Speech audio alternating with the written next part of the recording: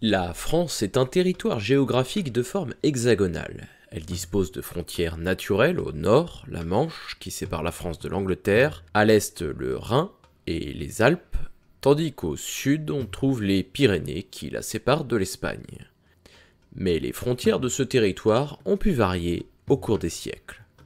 Il est difficile de dater le moment où les premiers hommes sont apparus. On sait qu'il existait des êtres vivants qui ressemblaient à des humains, mais qui n'en étaient pas encore, il y a près de 7 millions d'années. Il s'appelait Sahelanthropus tchadensis. Est-il plus proche de notre lignée ou de celle du chimpanzé actuel? Difficile à dire. On ne sait pas non plus s'il était vraiment bipède. D'autres êtres vivants plus tardifs, apparus il y a environ 4 millions d'années, ont peuplé la Terre, essentiellement en Afrique. Les australopithèques. Il existait différentes espèces d'australopithèques qui ont vécu jusqu'à il y a environ 2 millions d'années. D'autres lignées, comme celle des paranthropes et des kenyanthropes, peuplaient également l'Afrique entre 3 et 1 million d'années. En ce qui concerne les premiers humains, les plus anciens seraient Homo habilis ou Homo rudolfensis, qui vivaient déjà sur Terre, en Afrique, il y a 2,4 millions d'années. À cette époque, ils n'avaient pas encore colonisé d'autres continents. Ce qui caractérise les humains, c'est la bipédie, c'est-à-dire cette capacité de pouvoir marcher sur deux jambes, mais également d'autres caractéristiques comme une capacité crânienne importante, c'est-à-dire un crâne très volumineux en proportion du reste du corps, et donc un cerveau plus gros, mais également bien d'autres caractères que nous ne développerons pas ici. Au niveau du régime alimentaire, les australopithèques mangeaient essentiellement des plantes, des tubercules et des racines, probablement également des petits animaux. Les premiers hommes auront ce même régime alimentaire, mais y ajouteront probablement le charognage, avec une viande issue d'animaux plus gros. Durant tout le paléolithique, les hommes vont de plus en plus augmenter la part carnée, c'est-à-dire la quantité de viande et de poisson, par la chasse et la pêche, au détriment des plantes. Plus tard, à partir du néolithique, ils y ajouteront à ce régime alimentaire des céréales et des produits laitiers. En France, la plus ancienne trace daterait d'il y a environ 1,2 million d'années. Il est difficile de dater le moment exact où les premiers hommes foulaient le sol français. Ces hommes ne vont pas non plus s'installer ici de manière permanente, la région étant beaucoup trop inhospitalière. Les hommes restaient donc nomades et pouvaient remonter vers le nord de manière ponctuelle, puis redescendre sur des régions où le climat était plus doux. Ces hommes n'étaient pas encore des Homo sapiens, notre espèce, mais plutôt des Homo antecessors ou des Homo heidelbergensis. À partir de 900 000 ans, ils développeront des outils plus perfectionnés et s'installeront de manière plus stable. Et surtout à partir de 700 000 ans, où ils vont développer la culture de l'aqueléen, dans toute l'Europe de l'Ouest, avec des objets fabriqués comme les bifaces et les hachereaux. Durant le Paléolithique moyen, à partir de 300 000 ans, on trouve des traces de l'homme de Néandertal en Europe. Il s'installe également en France et va s'imposer sur tout le continent, mais également au Moyen-Orient et en Asie de l'Ouest. Cet homme avait un mode de vie nomade et était certainement un bon chasseur. Il va également développer des sépultures et une nouvelle catégorie d'outils, dite du mode 3. On parle de la culture du moustérien. Elle aurait été partagée à la fois par les hommes de Néandertal, ainsi que par les hommes de Denisova, situés plutôt en Asie, et par nos ancêtres Homo sapiens, situés en Afrique.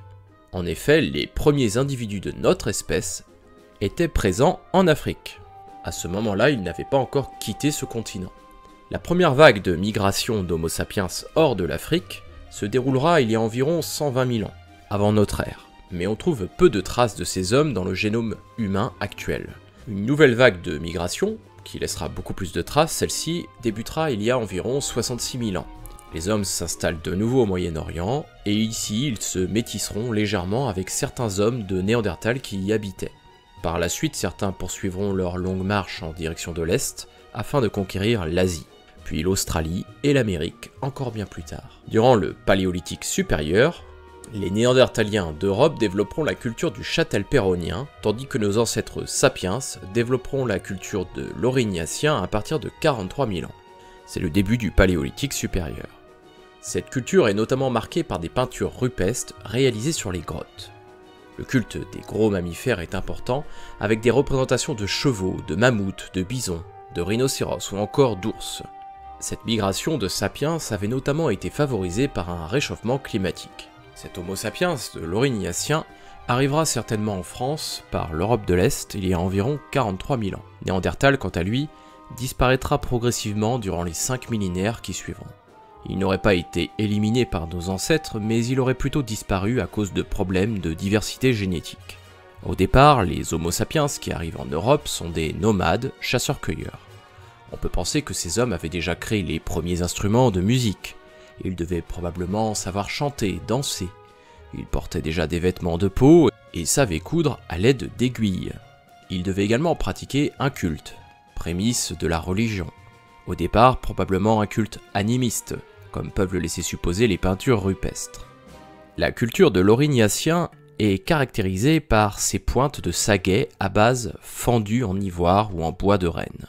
Les hommes produisaient également des lamelles en silex, et on trouve des productions artistiques avec des traces actuelles comme la grotte de Chauvet. Ces hommes ne s'installeront cependant pas dans le nord de la France recouvert par les glaces.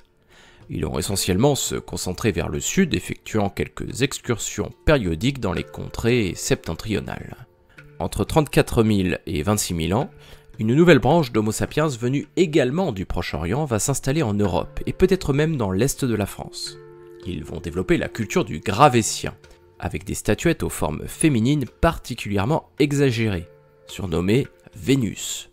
Les populations aurignaciennes ne vont pas disparaître, mais elles migrent dans le sud de la France et en Ibérie. Elles y développeront plus tard la culture du Magdalénien à partir de 24 000 ans. Tous nos ancêtres n'étaient cependant pas encore arrivés en France. La plupart d'entre eux étaient restés dans les régions du Croissant fertile. Des petits groupes installés en Anatolie et dans les Balkans vont alors se répandre en Europe à partir de 14 500. Ils développeront la culture de l'épigravétien, tandis que d'autres vont développer plusieurs cultures que l'on va regrouper sous le terme de culture du Natoufien sur place. Nos ancêtres se mettent à fabriquer des petits habitats circulaires pour la plupart d'entre eux, et c'est durant cette période que des hommes réussissent à domestiquer pour la première fois le loup. C'est ainsi que naîtront quelques siècles plus tard les premiers chiens. Cependant, ces petites villes qui étaient conçues étaient des lieux temporaires, et les hommes gardaient une attitude de nomade. Cette expérience de la vie entre quatre murs n'était donc pas durable.